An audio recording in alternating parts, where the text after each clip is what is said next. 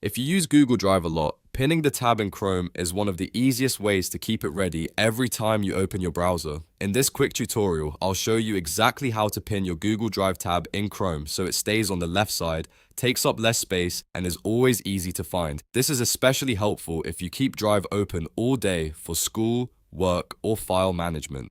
And if you find this video helpful, make sure to hit the like button and subscribe for more simple tech tutorials. Alright, let's get into it. First, open Google Chrome and go to Google Drive. You can do this by typing drive.google.com into the address bar or by opening Drive from your bookmarks if you already have it saved. Once Google Drive is open, look at the tab at the top of your browser. This is the tab we're going to pin. Now, right-click directly on the Google Drive tab. A menu will appear with several options. From that menu, click Pin. As soon as you do that, Chrome will shrink the tab and move it to the left side of your tab bar. That's it. Your Google Drive tab is now pinned. A pinned tab stays small, so it doesn't take up much room, and it remains fixed in place even if you open more tabs.